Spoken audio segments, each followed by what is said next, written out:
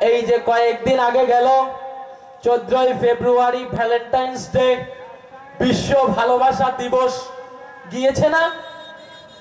জানেন সবাই, কলেজের ভাই যারা আছেন তারা নিশ্চয়ই জানেন যে ভ্যালেন্টাইন্স ডে গিয়েছিল, বিশ্ব ভালোবাসা দিবস। এই বিশ্ব ভালোবাসা দিবস কজন পালন করেছি একটু হাত তুলে দেখাই। একজনও নাই? মাশাআল্লাহ, খুব ভালো। কারণ বিশ্ব ভ্যালেন্টাইন্স ডে এটা বিশ্ব ভালোবাসা দিবস না, এটা হলো বিশ্ব কুত্তা দিবস।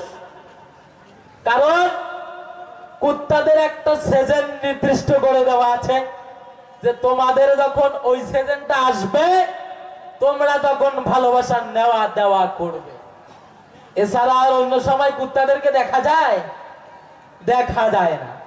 আর ওরা কিছু বুঝেও না যে জামাতে লোক এসেছে, তবলিগ জামাত থেকে লোক যাচ্ছে, ওরা একটু সরে যায়, কুত্তা কিন্তু সরে যাবে না, রাস্তায় দাঁড়িয়ে থাকবে। তোমরা আমির সাহেব হও, মৌলানা সাহেব হও, পীর সাহেব হও আর মুফতি সাহেব হও, কুত্তা সরবে না।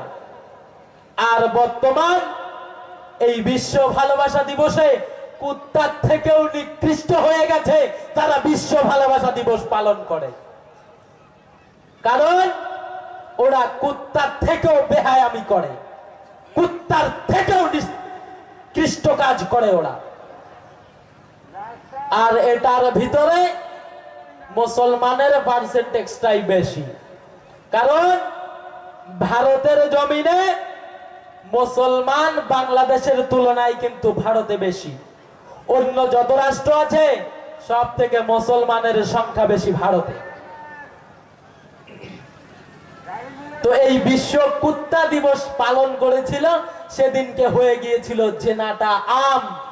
এই জমিনের মধ্যে সেদিনকে যে কত হাজার জেনা হয়েছিল, সেদিনকে যে কত মেয়েকে ধর্ষণ করা হয়েছিল, কোন মিডিয়াও হিসাব দিতে পারবে না। তো এটাই ছিল বিশ্ব কুত্তা দিবস, আর এটাও হলো কিয়ামতের আলামত। এবার শুনুন, শুধু ওই কুত্তা দিবসটাই না, ওইটা ছাড়াও জেনা আম হয়ে গেছে। যে কেমন করে জেনাটা আম হলো, আমাদের মা বোনেরা পর্দা করে না। আর মা বোন যদি পর্দা না করে তাহলে কিন্তু পুরুষদের জেনার সংখ্যাটা বেড়ে যায়। কারণ আল্লাহর নবী বলেছেন, আন-নিসাউ ইবাদাতুশ শাইতান, যে মহিলারা হলো শয়তানের ঝাঁকি জাল। শয়তান মানুষকে ফাঁদে ফেলার জন্য মহিলাকে ব্যবহার করে। এখানে যদি মাঝখান দিয়ে একটি মহিলা মানুষ আছে, যে যতই মনোযোগ দিয়ে বক্তব্য শুনুন, দাড়ি পেকে গেছে, মানুষ বলে যৌবন হারিয়ে গেছে, সেও কিন্তু একবার ঘুরে দেখবে কেমন যাচ্ছে। এটাই হলো জমিনের মধ্যে জেনাটা সচল আচল হয়ে যাওয়া, আর এটা হলো কিয়ামতের আলামত। এবার